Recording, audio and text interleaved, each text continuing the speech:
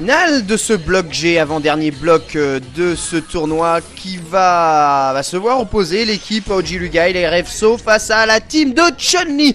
Alors c'est OG Lugail qui va ouvrir le bal ce coup-ci pour son équipe et opposer à la team de Chun-Li avec ici la Chun-Li Bouchetrou qui va commencer. Bon, on connaît déjà à peu près le résultat de ce tournoi. On va juste voir ici le massacre de AOG Lugail. Vous voyez ici qu'il l'agresse au saut HK totalement impunément. Il saute sur la tête à Chun-Li sans se soucier vraiment de contre éventuel. La Chun-Li qui est déjà proche du coin. Il prend quand même le Zanshu overhead finalement. Allez, AOG Lugail quand même essayer de faire un tout petit peu attention. Voilà, la baguette qui passe, chop à la relevée.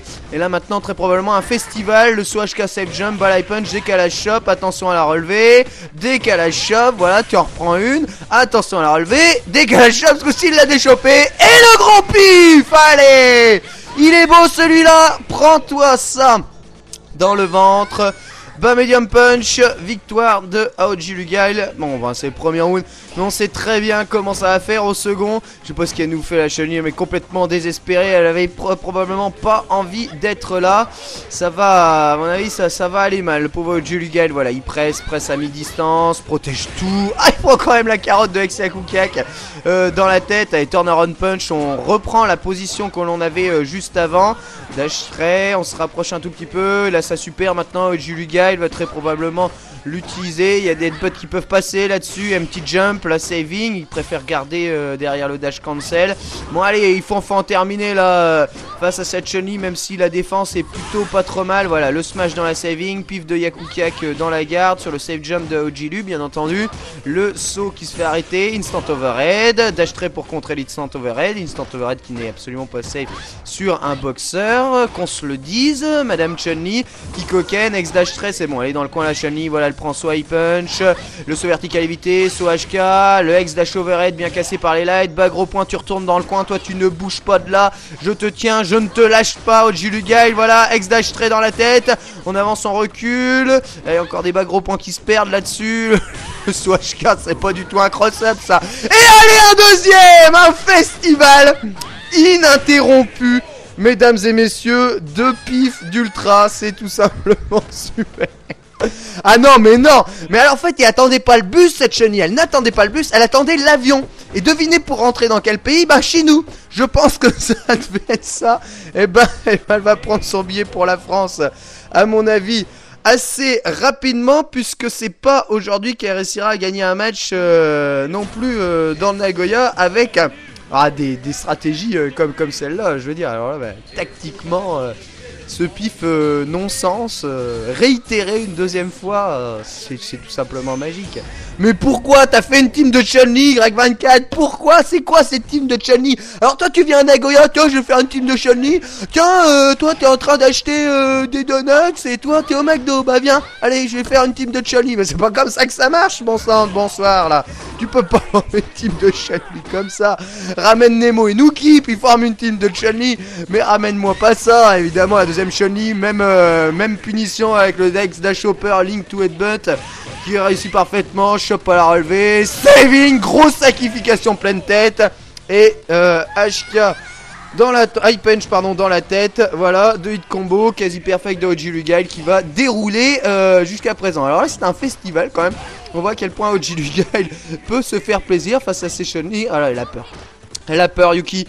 Malheureusement de s'approcher de AOG Lugail qui protège absolument tout. Ce Zanshu vraiment très téléphoné, absorbé par la saving. Allez, AOG Lugail qui se rapproche de plus en plus, il se fait menaçant, il est là, il se rapproche de toi. Dès que tu recules il se rapproche, il garde toujours la même distance entre toi et lui, avec bas medium ex dash trait confirmé. La Chun-Li qui passe un high punch, qui se sauve ici un tout petit peu du coin. Zanshu bien protégé de la part de OG Lu. Ce saut vertical ne fait absolument pas mouche. La balayette est en punition, elle a une saving dans le vent. Bon bah pourquoi pas, ça n'est pas puni. OG Lu qui préfère être quand même relativement prudent. C'est vrai que dans Street Fighter 4 t'as vite fait de te bouffer une ultra et de perdre un match hein, quand même. Donc il faut quand même faire gaffe. Ojilu qui ici place un smash pour remettre son adversaire dans le coin. Voilà, maintenant qu'il a la position, va très probablement attaquer. Mais son adversaire a l'air particulièrement plus attentif. Enchaînement de light, X dash hopper, balai kick, balai punch, headbutt, 8 combos et on en termine. Allez, envoie l'ultra, Ojilu, envoie l'ultra, c'est style ça, c'est stylé. C'est stylé une ultra pour gratter là-dessus. Non, il veut pas, il va terminer plus proprement. Ah, c'est très japonais hein, tout ça. Le X dash tray avec ici la bonne protection de la part de Yuki. Avec l'upside down kick bien protégé. Ah mais allez, termine-le là Ojilu, c'est pas possible. Mais regarde-moi ça. T'es un dégât de grattage de l'emporter. Et le dash smash c'est bon qui passe counter hit. Non mais si vous voulez... Moi je gueule, mais j'ai pas à gueuler, j'ai tort de gueuler. Parce qu'en fait à Ojilu dans sa tête il se dit pas bon faut que je la tue en grattant. Non non non, il se dit pas ça du tout. Il dit faut que je fasse attention à pas bouffer l'ultra. Voilà ce qu'il pense dans sa tête. Il dit je veux pas envoyer un dash tray puis me prendre une ultra dans la gueule, ce serait complètement con. Donc quel que soit en fait l'adversaire, et surtout si l'adversaire n'est pas très fort, faire d'autant plus attention à ça et ne pas se précipiter pour terminer un adversaire qui de toute façon tu vas gagner. Tu vas gagner.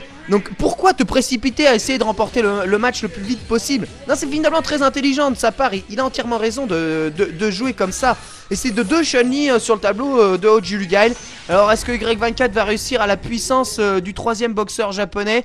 Je ne sais pas, ça va être difficile hein. L'ex numéro 1 qui s'est un peu fait détrôner malheureusement Ojilu ces temps-ci par la puissance de Pamyu, par la puissance de certains Maeda Tyson, des boxeurs qui sont quasiment de toute façon de niveau équivalent hein. Mais bon on a vu Pamyu, on a vu comment dans Maeda Tyson non, un tout petit peu au-dessus sur le versus symétrique face à Pamyu. Mais bon tout ça ne prouve malheureusement rien. Voilà, enchaînement de light, headbutt et Y24 qui est en train de prendre de passer quand même un sacré mauvais moment. Son costume alternatif rose et des plus des plus mignons, c'est kawaii comme il dirait là-bas. Mais malheureusement ça ne suffit pas hein, pour remporter un match.